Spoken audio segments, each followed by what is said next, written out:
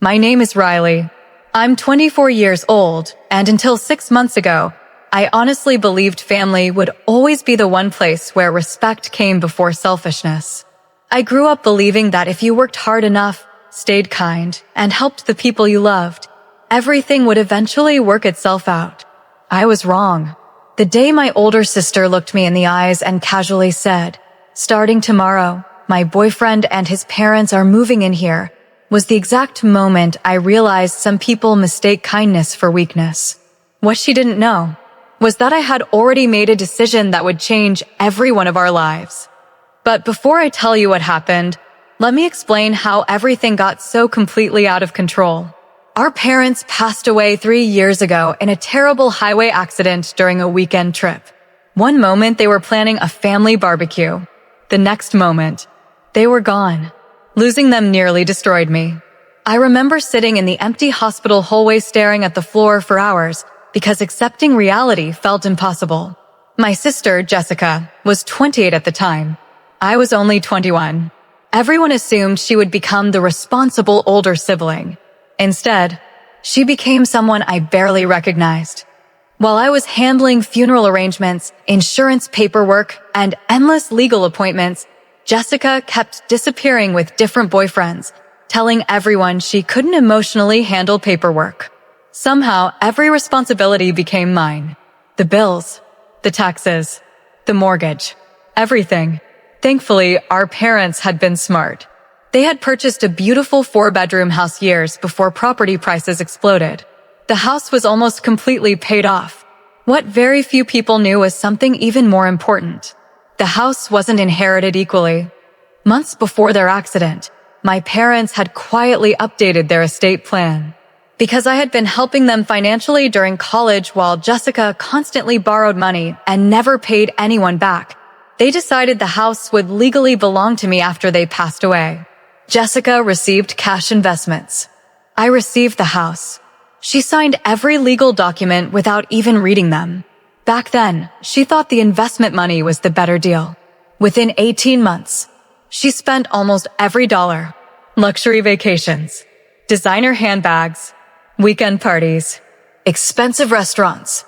Meanwhile, I worked 2 jobs while finishing my accounting degree.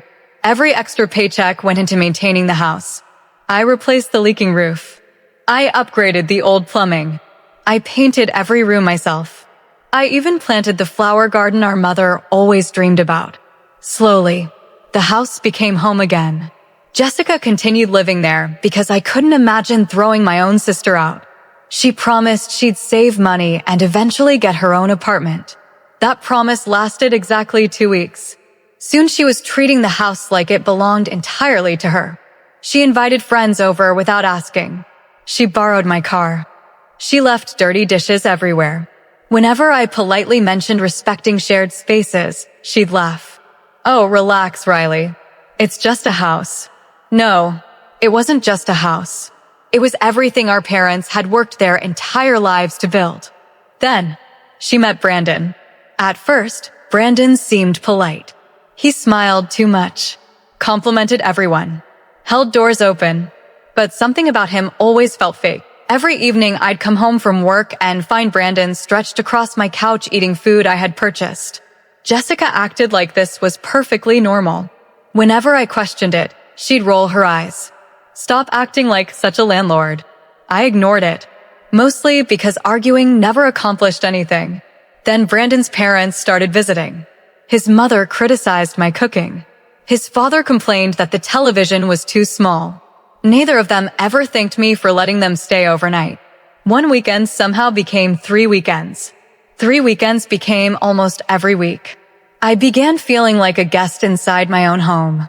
Still, I stayed patient, because that's what I'd always done. Until one Tuesday evening. I had just finished a 10-hour shift. My feet hurt. My head hurt. All I wanted was a quiet dinner. Instead, I opened my front door and found 6 strangers sitting in my living room discussing furniture placement. Jessica looked excited. Brandon was grinning. His parents were smiling like they'd already won something. Jessica stood up dramatically. "Oh, perfect. Riley's home." Everyone turned toward me. Then, without asking, without discussing anything beforehand, without even pretending to care what I thought. She smiled and announced, "Starting tomorrow, my boyfriend and his parents live here." The room became completely silent. Brandon nodded confidently. His mother was already talking about converting my home office into her sewing room. His father asked where he'd park his truck permanently.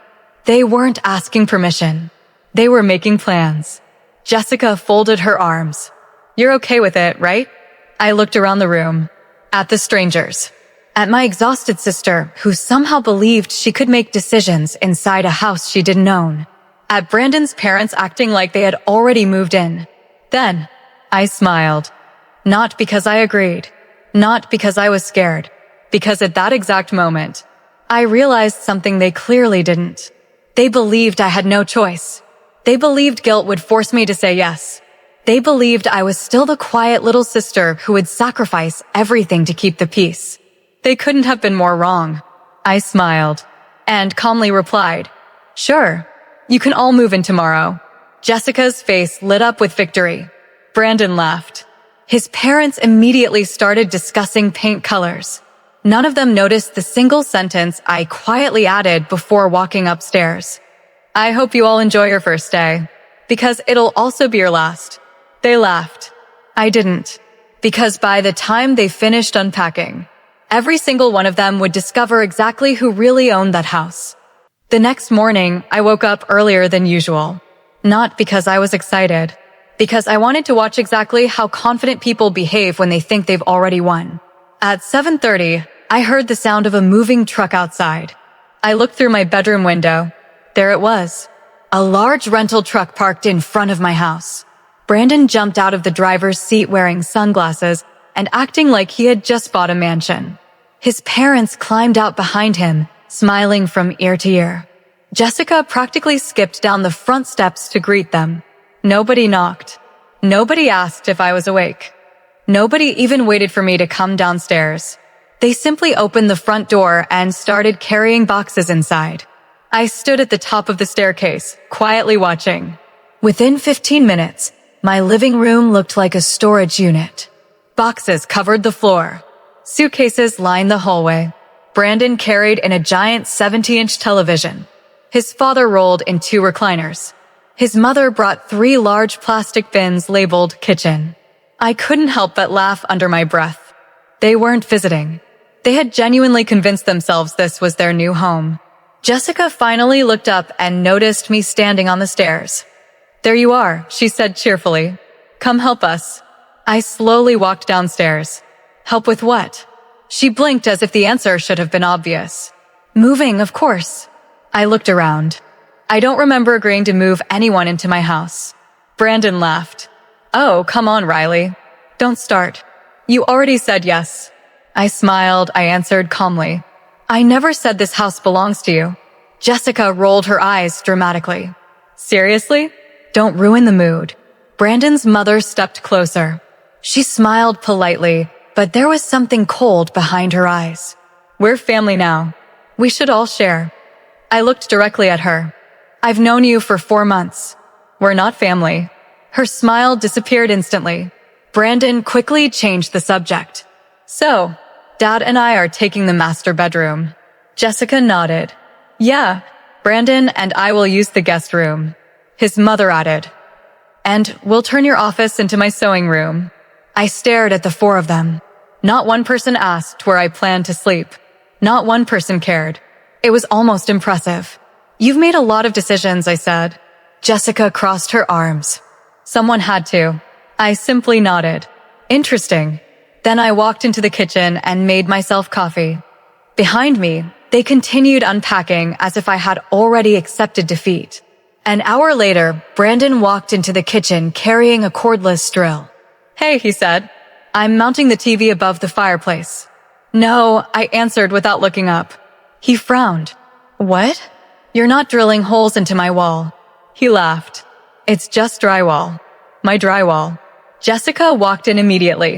"Riley, why are you making everything difficult?" I finally looked at both of them. "I've said one word. No, if that feels difficult. Maybe you're asking for too much." Jessica scoffed. You've changed. I smiled slightly. No, I've just stopped apologizing. She stormed away. For the rest of the afternoon, they ignored me. Honestly, I preferred it. Around lunchtime, Brandon's father walked outside and returned carrying a toolbox. He started measuring my garage. Curious, I walked over. What are you doing? He didn't even look at me. I'm planning where my workbench will go. My garage needs shelves. I folded my arms. My garage. He chuckled. Our garage. I didn't argue. Instead, I quietly took a picture with my phone. Then another. Then another. Every room. Every box. Every piece of furniture. Every person moving into my house without permission. Brandon noticed. What are you doing? Making memories. He laughed. We're not going anywhere. You'll see. I think I will, I replied. By evening, the entire house had transformed. Family photographs of my parents had disappeared from the living room. In their place, Brandon hung framed sports posters. My mother's favorite reading chair had been shoved into the garage. My father's handmade wooden clock was sitting on the floor behind a pile of boxes. That hurt more than I expected. I carefully picked up the clock. Dust covered the glass. I remembered helping Dad build it when I was 13. Every scratch on the wood had a story. Brandon looked over. Oh, we needed wall space. I brushed the dust away. You moved it. He shrugged. It didn't match. For several seconds, I simply stared at him, not with anger, with disbelief. Some people truly have no idea what something means until they've lost something themselves. That evening, while everyone celebrated with pizza in my dining room, I quietly carried my parents' keepsakes upstairs and locked them safely inside my bedroom. When I came back down, Jessica smiled smugly. We've been talking. Since there are 5 adults now, we think you should start paying a larger share of groceries. I almost laughed. I already buy almost everything. Exactly, Brandon said. So you can keep doing that. I looked around the table. 4 people, all perfectly serious. His father even nodded in agreement. Brandon's mother added, and utilities will probably go up. So maybe you should cover those too. I placed my glass on the table, very gently. Then I smiled. Sure. Jessica grinned. I knew you'd understand. She had no idea. The reason I wasn't arguing anymore wasn't because I'd given up. It was because my plan no longer required convincing anyone. It only required patience. After dinner, I went upstairs and opened the small fireproof safe inside my closet. The original property deed was still there, along with every mortgage statement, every renovation receipt, every tax payment, every insurance document, all in my name. I took out the folder and placed it neatly into my work bag. Tomorrow morning, I had an appointment with someone who specialized in property law, not because I doubted my ownership. I already knew the truth. I simply wanted to make sure that when the time came, there would be absolutely no loopholes, no excuses, no second chances. Downstairs, I could hear Jessica laughing with Brandon's family. They were talking about repainting the kitchen, replacing the backyard fence, even adopting a dog. Listening to them make plans for a future they would never have almost made me feel sorry for them. Almost. I looked out my bedroom window at the moving truck still parked outside. Then I quietly whispered to myself, enjoy tonight, because tomorrow, reality finally arrives. The next morning, I woke up earlier than usual. Not because I was excited, because I wanted to watch exactly how confident people behave when they think they've already won. At 7:30, I heard the sound of a moving truck outside. I looked through my bedroom window. There it was. A large rental truck parked in front of my house. Brandon jumped out of the driver's seat wearing sunglasses and acting like he had just bought a mansion. His parents climbed out behind him, smiling from ear to ear. Jessica practically skipped down the front steps to greet them. Nobody knocked. Nobody asked if I was awake. Nobody even waited for me to come downstairs. They simply opened the front door and started carrying boxes inside. I stood at the top of the staircase, quietly watching. Within 15 minutes, my living room looked like a storage unit. Boxes covered the floor. Suitcases lined the hallway. Brandon carried in a giant 70-inch television. His father rolled in 2 recliners. His mother brought 3 large plastic bins labeled kitchen. I couldn't help but laugh under my breath. They weren't visiting. They had genuinely convinced themselves this was their new home. Jessica finally looked up and noticed me standing on the stairs. "There you are," she said cheerfully. "Come help us." I slowly walked downstairs. "Help with what?" She blinked as if the answer should have been obvious. "Moving, of course." I looked around. I don't remember agreeing to move anyone into my house. Brandon laughed. "Oh, come on, Riley. Don't start. You already said yes." I smiled. I answered calmly. "I never said this house belongs to you." Jessica rolled her eyes dramatically. "Seriously? Don't ruin the mood." Brandon's mother stepped closer. She smiled politely, but there was something cold behind her eyes. "We're family now. We should all share." I looked directly at her. "I've known you for 4 months. We're not family." Her smile disappeared instantly. Brandon quickly changed the subject. "So, Dad and I are taking the master bedroom."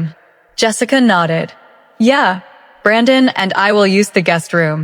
His mother added, "And we'll turn your office into my sewing room." I stared at the 4 of them. Not one person asked where I planned to sleep. Not one person cared. It was almost impressive. "You've made a lot of decisions," I said.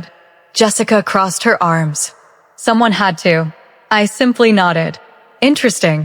Then I walked into the kitchen and made myself coffee. Behind me, they continued unpacking as if I had already accepted defeat.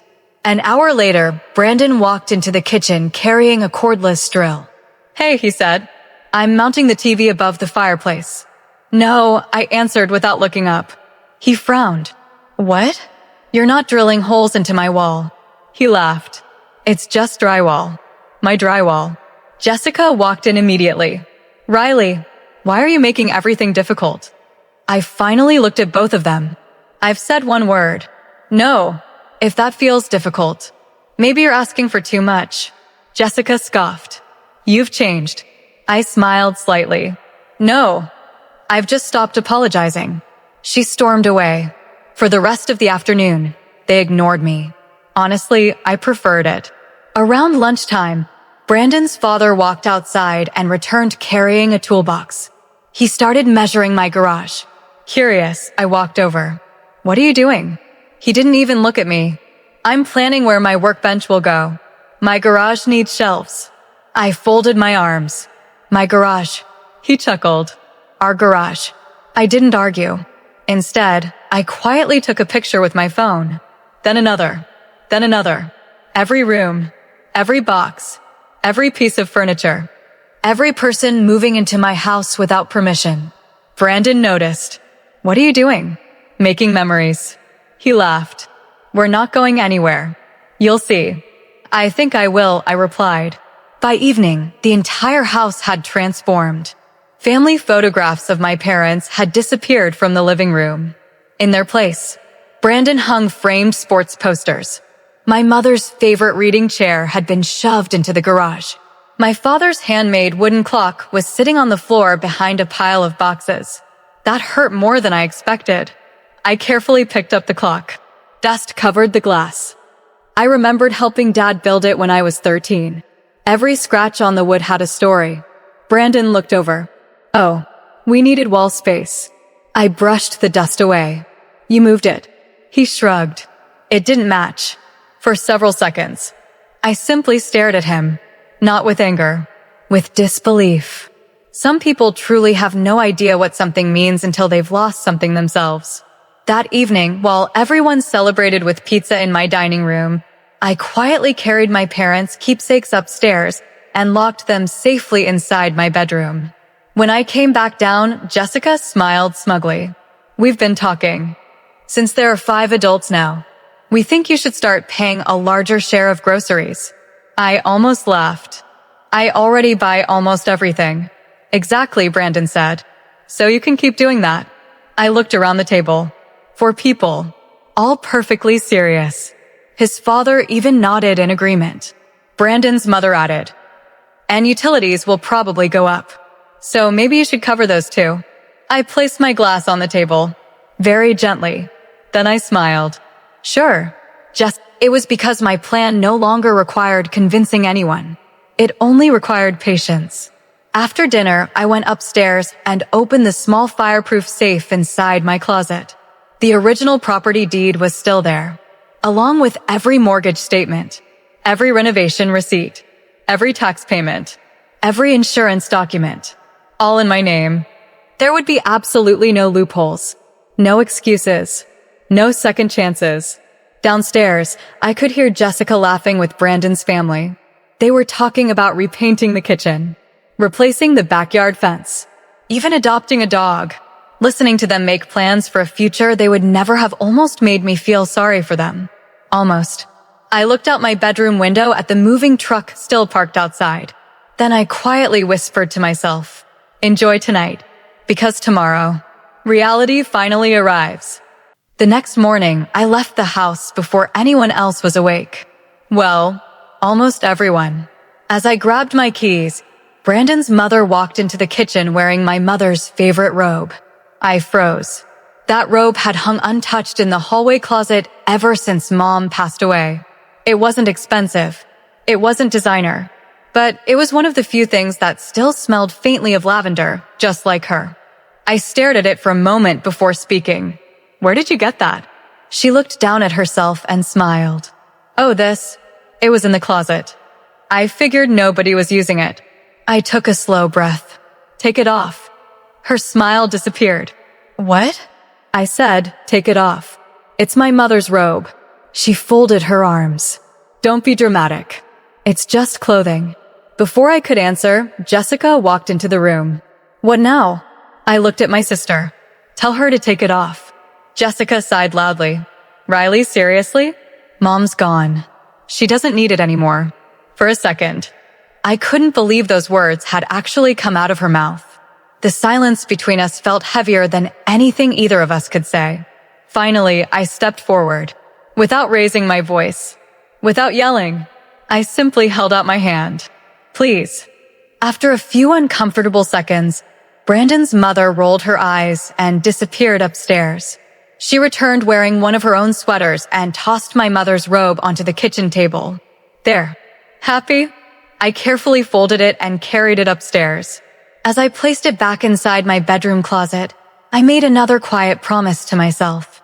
No matter how this ended, nobody would ever disrespect my parents' memories again. An hour later, I walked into the office of my attorney.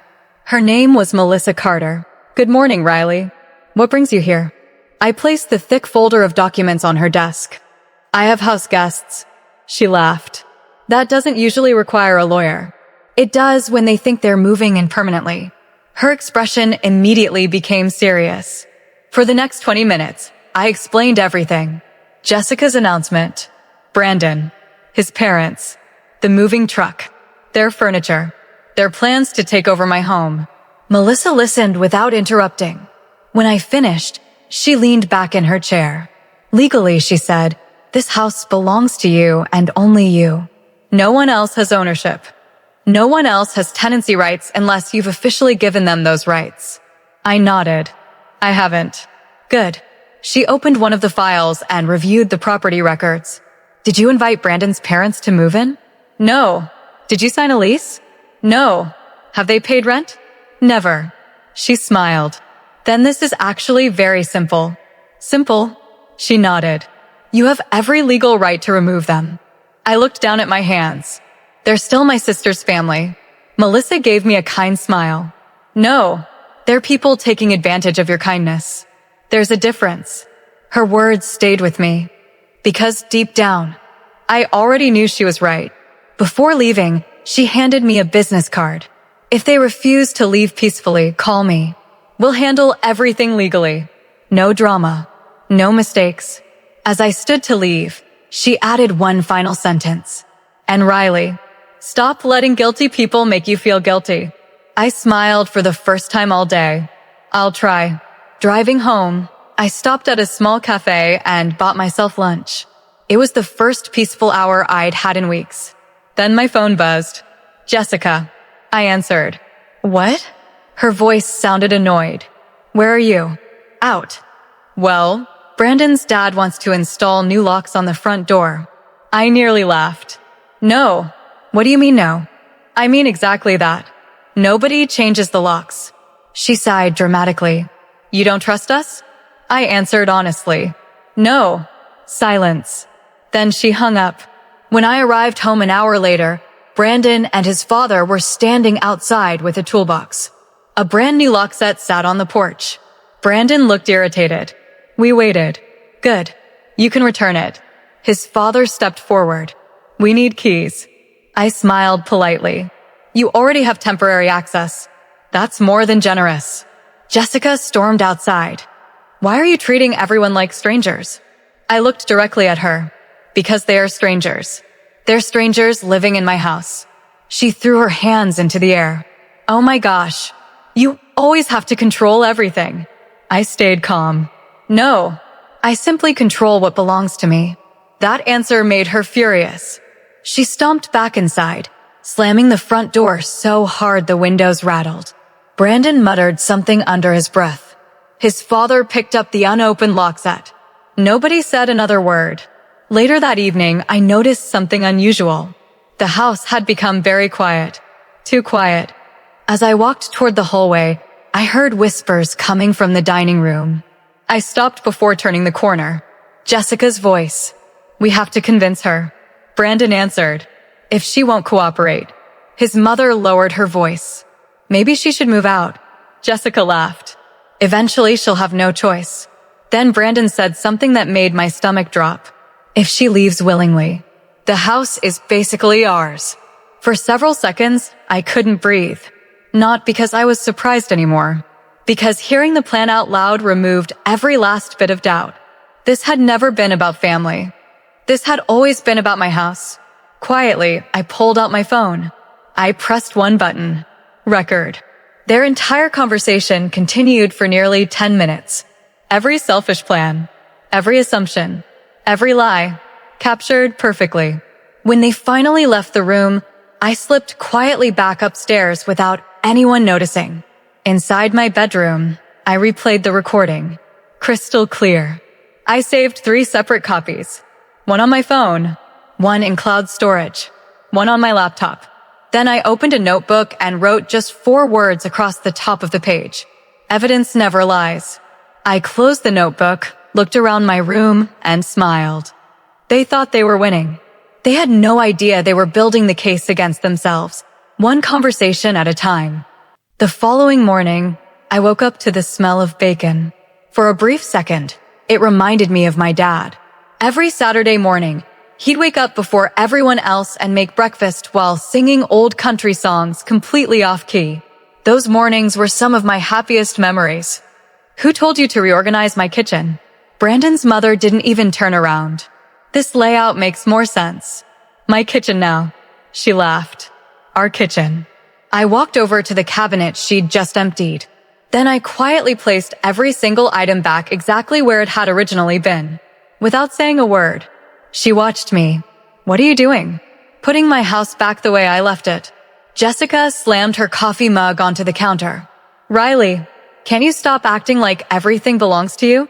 I looked directly into her eyes. Because it does. The room fell silent. Brandon stood up. You don't have to keep throwing ownership in everyone's face. I smiled politely. I only mention it when people forget. Nobody spoke after that. I poured myself a cup of coffee and headed toward the front porch. As I opened the door, I noticed something that instantly made my heart race. My flower garden. The garden my mother and I had planted together years ago. Half of it was gone. Fresh tire tracks ran straight across the flower bed. I stared in disbelief. What happened here? Brandon's father stepped outside. Oh, I backed the truck up. I didn't see the flowers. Didn't see them? The bright yellow roses stretched almost 10 feet along the driveway. There was no way he had missed them. My mother's favorite white lilies were crushed into the dirt. The small stone that read Mom's Garden had been broken in half. I slowly walked toward it, carefully picked up the broken pieces, brushed away the dirt. Then I looked back at Brandon's father. Did you apologize? He frowned. For flowers. They'll grow back. I nodded slowly. some things don't. Without another word, I carried the broken stone into the house. From the living room, I heard Jessica whisper, "She's being ridiculous." No, I wasn't. People who respected memories never destroyed them.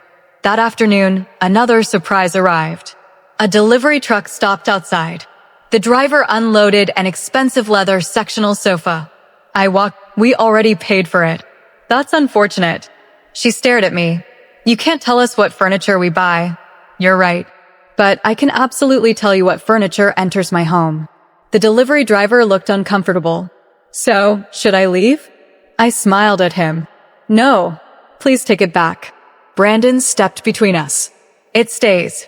I calmly reached into my purse, pulled out the property deed, opened it, pointed to the owner's name. My house, my decision. The delivery driver immediately nodded. No problem, ma'am. Within 5 minutes, the truck drove away with Brandon's expensive couch still inside. His face turned bright red. You embarrassed me. I looked at him. No, your assumptions embarrassed you. Jessica didn't speak to me for the rest of the day. Late that evening, I noticed something strange. The hallway closet was open. Inside, several of my father's old photo albums were missing. I searched the living room. Nothing. The dining room. Nothing. Finally, I walked into the garage. There they were, stacked beside old paint cans, covered in dust. Some had fallen onto the concrete floor. One album had opened. Photographs from my childhood were scattered everywhere. Pictures of Mom teaching me to ride a bike. Dad holding my hand on my first day of school. Family Christmas mornings. Graduation day.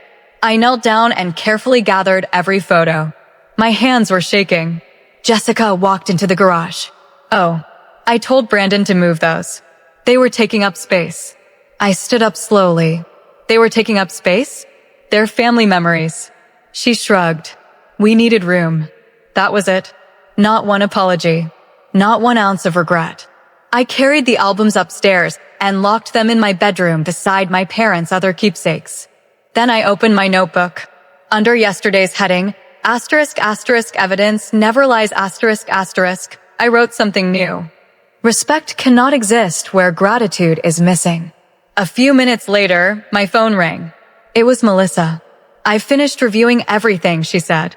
You're completely protected. There's one more thing. What is it? I asked. If they continue treating your home as their own without permission, every day they stay only strengthens your documentation of unauthorized occupancy. So, the longer they pretend they own your house, the stronger your case becomes. I looked downstairs, where laughter echoed through the living room. Brandon was showing his parents where they planned to put a large dining table. Jessica was talking about repainting the upstairs bedrooms. None of them realized that every hour they stayed, they weren't getting closer to stealing my home. They were getting closer to losing everything. I smiled to myself. The trap wasn't being built anymore. They were already standing inside it. They just hadn't realized the door had quietly closed behind them. 3 days passed. Not a single person thanked me. Not once. Instead, Brandon's family became more comfortable with every sunrise. Our next-door neighbor. She had known my parents for almost 20 years. She smiled when she saw me. Riley, I've been trying to find you. Everything okay? She looked hesitant. I wasn't sure if I should say anything. My stomach tightened. What happened? She glanced toward my house before lowering her voice. Yesterday, your sister introduced Brandon's parents to everyone. So, Mrs. Thompson sighed. She told us you had moved back temporarily because the house now belongs to all of them. For a second, I honestly thought I'd misheard her. I'm sorry. What did you say? She said Brandon's family bought into the property, and that the 5 of you now co-own the house. I couldn't help but laugh. Not because it was funny, because the lie was so unbelievably bold. Thank you for telling me. Mrs. Thompson gently touched my arm. I knew your parents. They would have wanted you to know. I smiled. They raised me to recognize the truth. And today, I needed that reminder. As soon as I walked inside, I found Jessica in the living room. Did you tell the neighbors this house belongs to everyone? She barely looked up from her phone. It sounds better. "It isn't true." She shrugged. "It will be eventually." I stared at her. "No, it won't." Brandon walked in carrying a toolbox. "Oh, we're doing this again?" I ignored him. Instead, I looked directly at Jessica. "You lied." She finally stood. I was avoiding awkward questions. "You created bigger ones." She laughed sarcastically. "Relax. It's basically true anyway." I shook my head. "No, it isn't." Without another word, I walked upstairs. I wasn't interested. The representative politely informed me that someone had called earlier asking questions about the mortgage on my house. Luckily, they refused to discuss anything because the caller wasn't authorized. I immediately knew who it had been. When I returned downstairs, Brandon was sitting at the dining table scrolling through his phone. "Did you call my bank?" His eyes widened for half a second. Then he smiled. "I was just curious." "Curious about what?" "Whether the house was paid off." Jessica looked nervous. "Brandon," he interrupted her. "It's not a big deal." I looked at him. It becomes a very big deal when someone pretends to be connected to my financial accounts. Nobody answered. That silence told me everything. Later that evening, another surprise arrived. I walked into my home office. Or what used to be my home office. The door was locked. Locked. Inside my own house. I knocked once. Brandon opened the door. "Oh, we converted this into my gaming room." I stared at him. "My office. You weren't really using it." I looked past him. My desk had been shoved into a corner. My computer had been unplugged. My accounting books were stacked on the floor. In the middle of the room, a massive gaming setup filled the space. 3 monitors, LED lights, a racing chair. My patience finally reached its limit. "Move everything." Brandon folded his arms. "No." I looked at Jessica. "Tell him." She shook her head. "I think it looks better this way." I slowly reached into my pocket, pulled out my phone, and made one call. "Hello, Melissa. I think it's time." There was a brief pause. Then she calmly replied, "I'll take care of it." That was all. No shouting, no threats, no drama. I hung up. Brandon laughed. "You called your lawyer? Seriously? Over a room?" I smiled. "No, over a pattern." He frowned. "What does that mean?" "It means every decision you've made, every lie, every conversation, every piece of evidence, every person you've invited. It's all been documented." For the first time, no one in the room looked confident. Jessica tried to laugh. "You're bluffing." I looked at her. "You'll find out soon enough." That night, everyone went to bed unusually quiet. I sat alone on the back porch. The stars reminded me of evenings when Dad would sit outside with 2 mugs of hot chocolate. He always used to say, "Character isn't revealed when life is easy. It's revealed when someone believes they can take something that isn't theirs." Back then, I didn't completely understand what he meant. Now, I understood every single word. Inside the house, Brandon and Jessica were still making plans for renovations. They were discussing new paint colors, a bigger television, knocking down a wall between the kitchen and dining room. Listening to them almost made me smile, because by this point, they weren't planning a future. They were decorating an illusion, and illusions never survive the truth. The following morning, at exactly 9 a.m., my phone vibrated. A text message from Melissa. "Everything is ready. They will receive official notice today." I read the message twice, locked my phone, looked toward the living room where everyone was laughing over breakfast. Then I quietly whispered to myself, "Enjoy your meal. It'll be the last peaceful one you have in this house." Saturday morning felt strangely peaceful. The sun was shining. Birds were singing outside. And for the first time in days, I wasn't stressed. I made myself a cup of coffee, sat on the front porch, and quietly waited. Inside the house, I could hear Brandon laughing. Jessica was talking about repainting the upstairs hallway. His parents were discussing where to put a new dining cabinet. It was almost surreal. They were making long-term plans. Inside a house they had no legal right to occupy. At exactly 10:15 a.m., a white SUV pulled into the driveway. A second car followed behind it. Jessica peeked through the window. Who is that? Brandon shrugged. No idea. A woman in a navy blue suit stepped out of the first vehicle. Right behind her was a uniformed sheriff's deputy. My attorney, Melissa Carter, walked up the driveway carrying a leather folder. She smiled when she saw me. Good morning, Riley. Good morning. Brandon opened the front door before they reached it. Can I help you? Melissa looked at him calmly. Yes. I'm looking for Jessica, Brandon, Mr. Carter, and Mrs. Carter. Jessica walked over, confused. That's us. Melissa opened the folder. My name is Melissa Carter. I represent the legal owner of this property. She glanced toward me. Ms. Riley. The smiles on everyone's faces disappeared. Brandon laughed nervously. Legal owner? What are you talking about? Melissa handed him a thick envelope. You've each been served formal notices. Jessica frowned. What is this? A demand to immediately cease unauthorized occupancy of private property. Silence. Complete silence. Brandon looked at me. This isn't funny. I wasn't trying to be funny. His father unfolded the paperwork with trembling hands. This says we have 48 hours to leave. Melissa nodded. Correct.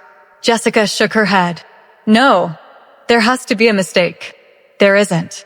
The ownership records, tax records, mortgage documents, insurance policies, and estate filings all identify Riley as the sole legal owner. She paused before adding, You have no ownership interest whatsoever. Jessica turned toward me. You planned this. I looked at her quietly. No, I planned to protect what Mom and Dad left me. You planned to take it. Brandon stepped forward angrily. We've been living here. Melissa answered before I could. Living somewhere without permission does not create ownership. You were repeatedly informed that this property belonged to Riley. You chose to ignore that fact. Brandon's mother suddenly changed her tone. She forced a smile. Riley, I'm sure we can work something out. I looked at her. You told me my mother's robe was just clothing. You crushed her flower garden. You threw our family photographs into the garage. You've already worked something out. You showed me exactly who you are. She lowered her eyes. Brandon slammed the paperwork onto the table. We're not leaving. The sheriff's deputy finally spoke. You certainly have the right to refuse. But if you remain after the deadline, the court-authorized removal process will begin.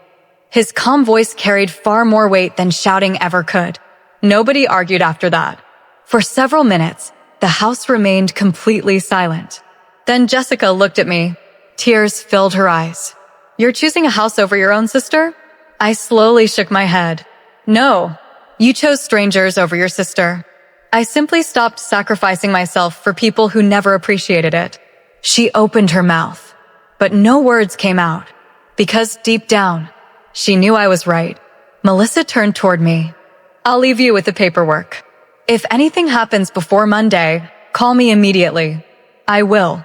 After she and the deputy left, nobody touched breakfast. Nobody laughed.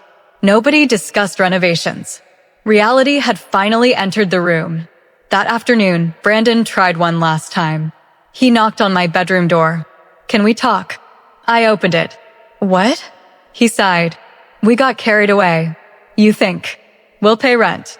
No. We'll help with bills. No. We'll stay out of your way. No. His shoulders dropped. So, that's it? I nodded. Yes. You stopped treating me like a person a long time ago. Now I'm simply treating this like a legal matter. He stood there for another few seconds, then quietly walked away. Sunday was unlike any day the house had seen all week. No loud music, no laughter, no arguments, just the sound of boxes being packed, furniture being wrapped, tape-sealing cardboard cartons. Every room slowly began looking the way it had before they arrived. Late that evening, Jessica knocked on my bedroom door. When I opened it, she wasn't angry anymore. She looked exhausted. I wanted to say goodbye. I waited. I'm sorry. Those two words hung in the air. For years. I had wanted to hear them. But somehow, they didn't erase everything. I hope you mean that. I do. She looked around my room. I kept telling myself you would never stand up to me. I know. I never imagined Mom and Dad left you the house. They left it to the person they trusted to protect it.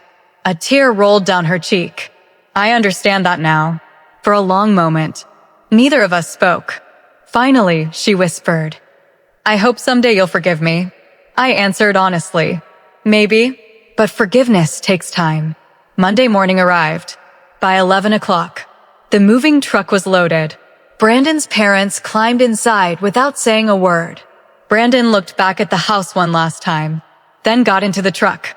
Jessica stood alone in the driveway. She hugged herself against the cool morning breeze. I really did lose everything. I looked at her gently. No, you lost a house that was never yours, but you still have the chance to become a better person. She nodded slowly, then climbed into her car. Within minutes, the driveway was empty. For the first time in weeks, the house was silent. Real silence. Peaceful silence.